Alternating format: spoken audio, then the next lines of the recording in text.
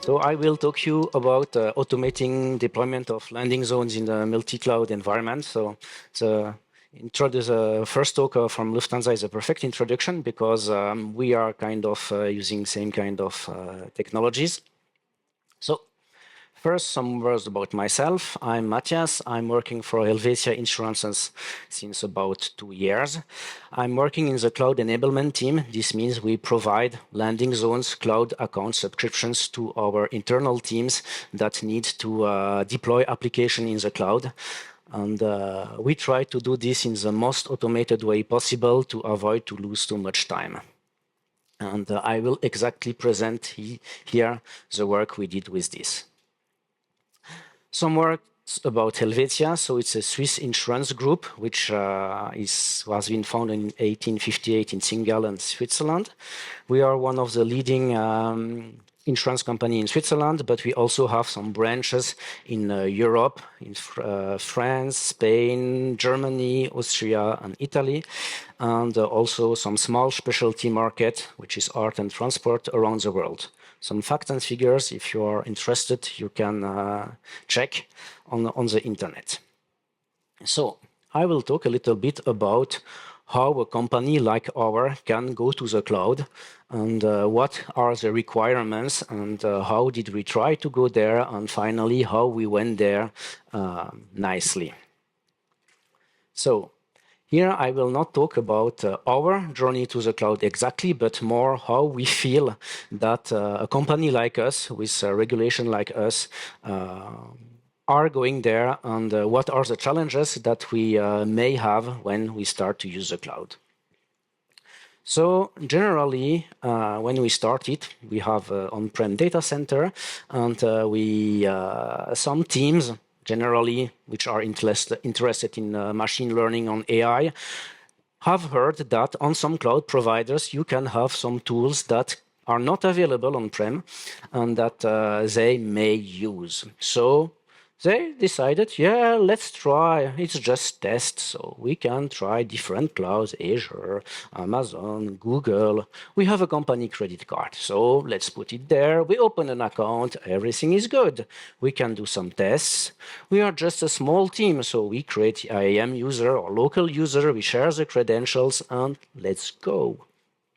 It's very easy, very quick. We can start straight away and having our tests running directly.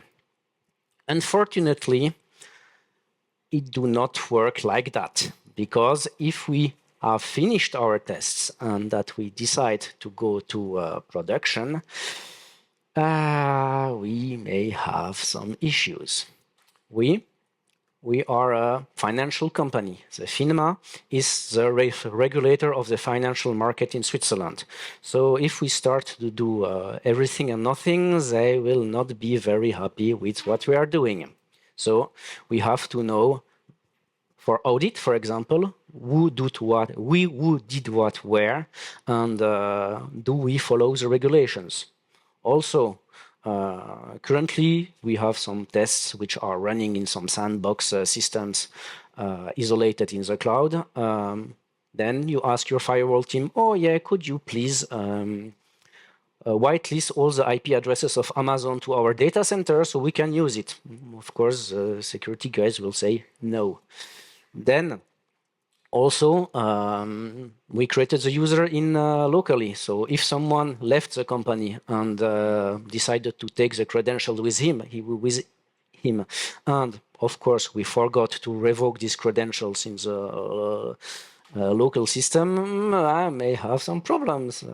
Someone can do some bad things. And last but not least, cloud incurs costs. And depending on what you are doing, especially if you are doing machine learning AI, it can be very expensive. Who is taking responsibility of this cost? And especially, are what we are doing good?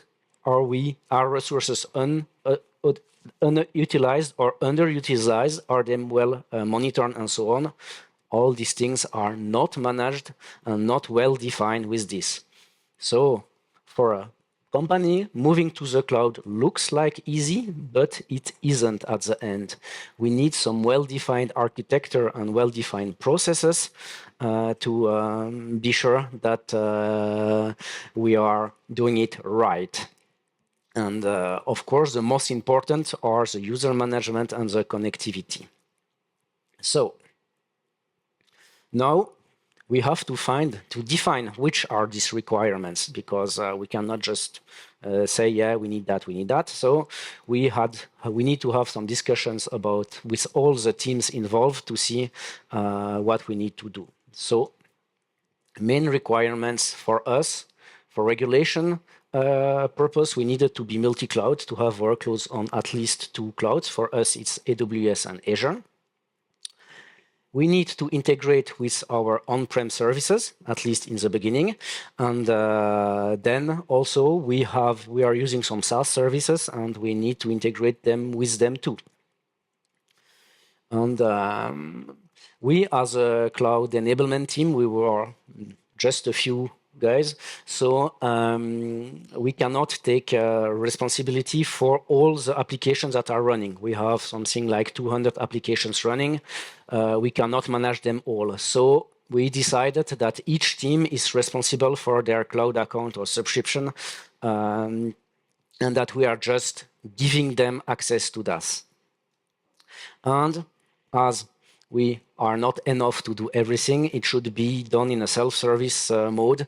This means if someone needs some account, want to deploy a new application, it should be easy for them to get there. So that's the main requirements. So now look at our network requirements. We are working in a hub and spoke approach. This means that we have some on-prem data center. On each cloud account, we have some network, hub network that is deployed and that we are managing. And then every of our, I call them customers, but every of our internal team has their own VPC or virtual network that is connected to our to the hub network, and these hub networks are connected to on-prem with direct connect or express route, depending on which thing. Of course, we have a security team, so we have firewalls everywhere, and we should be sure that things, applications that need to talk to each other can talk to each other, but no one else can do that. About governance, we need to be sure that our employees can log in to our platforms with one credential set, which are their company credential set, and that are invalidated when they leave the company. And we also want to use the least privilege principle, so we have some role-based access control that give access to people exactly what they need, not more, not less.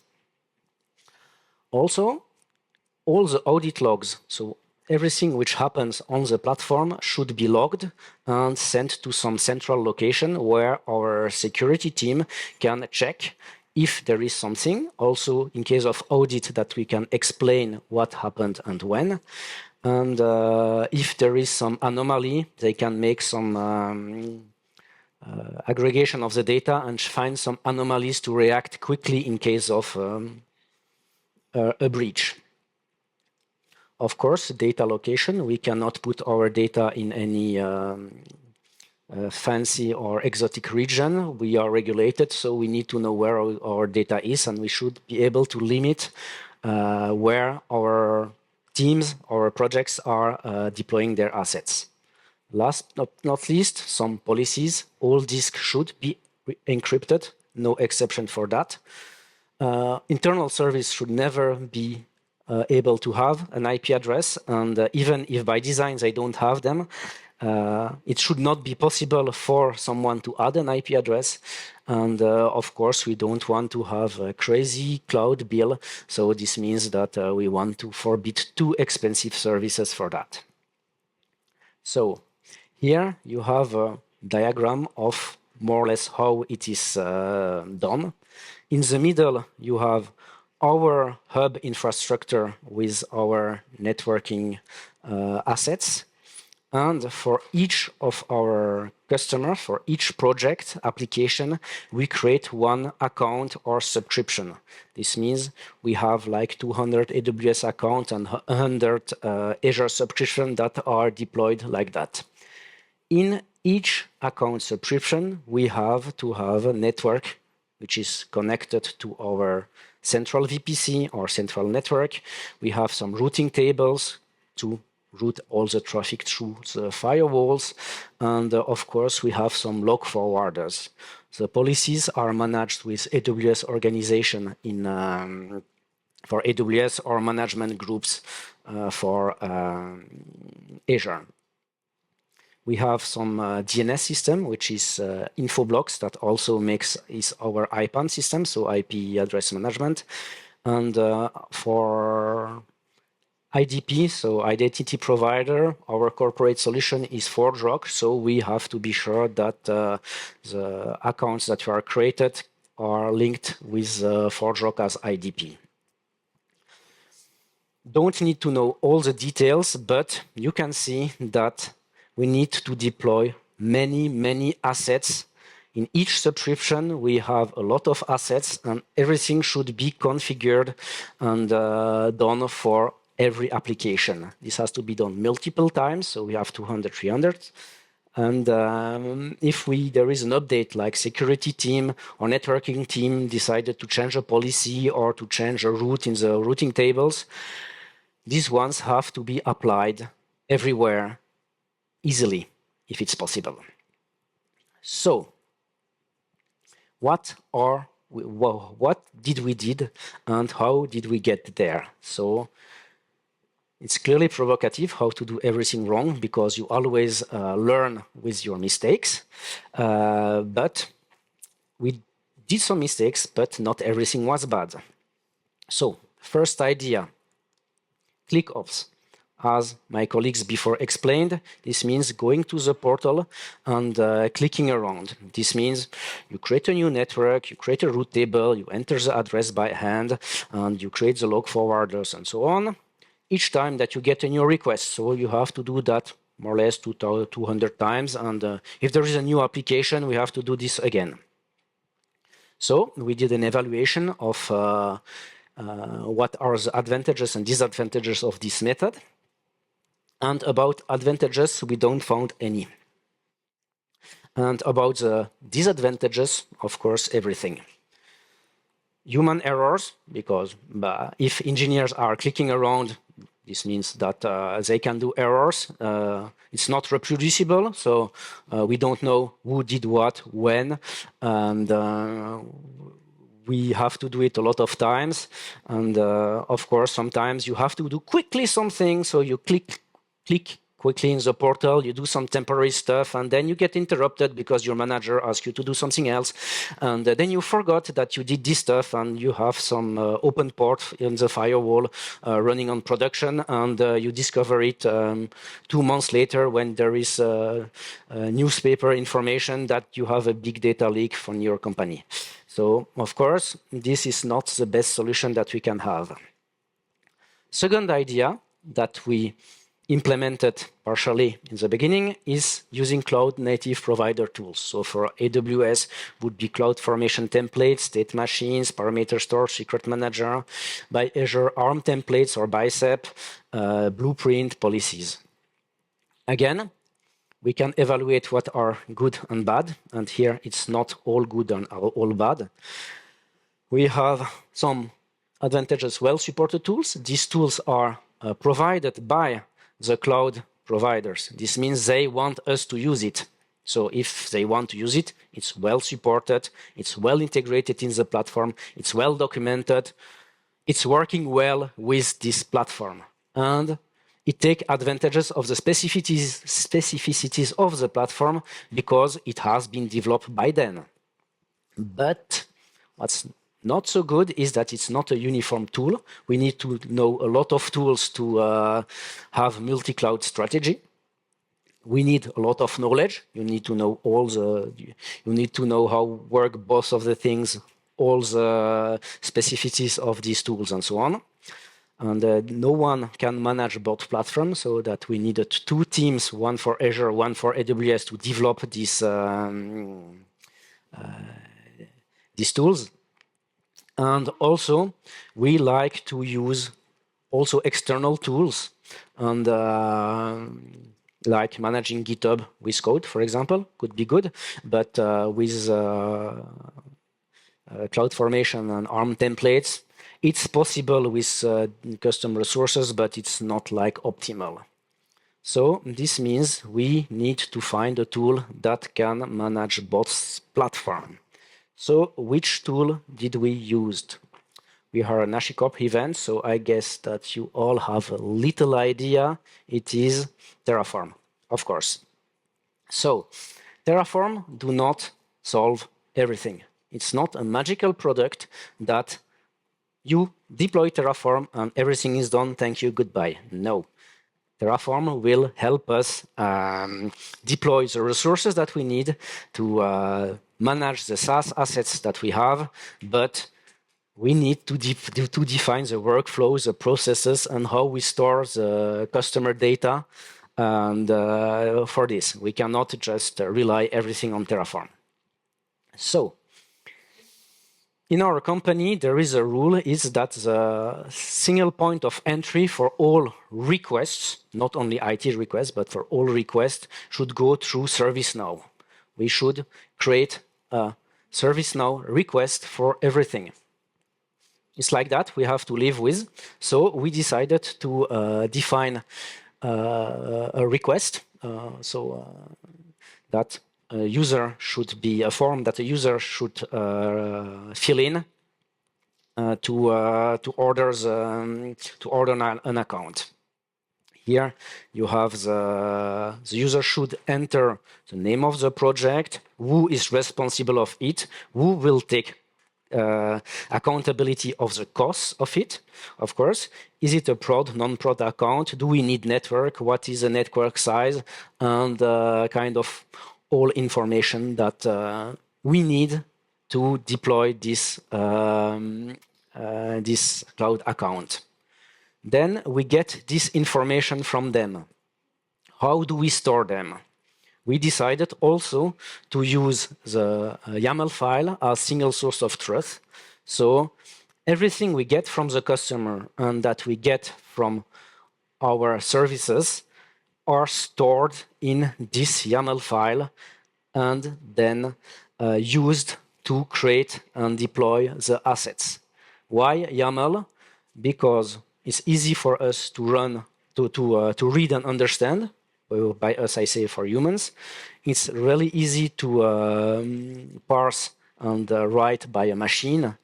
And we have this kind of thing. Everything should be done with Snow, so ServiceNow. But sometimes there are some errors and we have to do some manual changes. So we should also be able to edit it.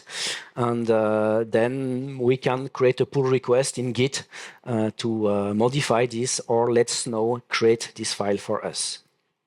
So finally, the full diagram of what we have is we have this YAML file which is stored in a GitHub repository.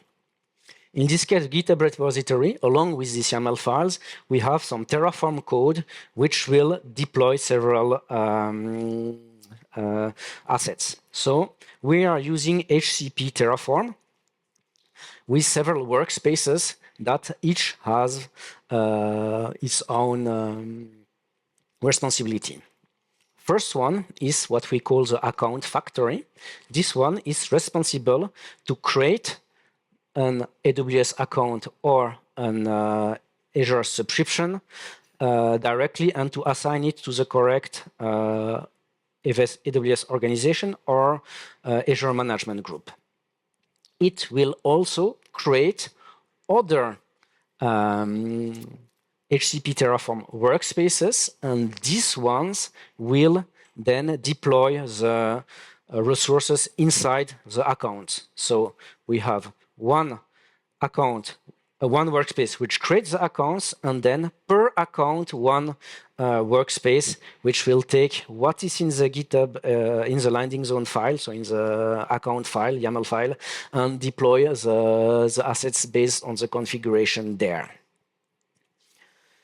Then we also are using Prisma Cloud to configure the security. We are configuring Prisma Cloud, which is our CSPM tool, to be sure that once the subscription is created, our teams are not deploying some stupid stuff and that they get alerted if they are using, for example, an unencrypted disk. So if they are creating a machine with an unencrypted disk, Prisma will directly yell and say, no, you don't do that. Last but not least, we also offer to our customers to use themselves Terraform to deploy the applications on top of the landing zone that we created for them. And for that, we are creating a GitHub repository directly with Terraform. So it has the branch protection rules, it has the permissions already assigned, CI workflows are already made to be sure that the code is good.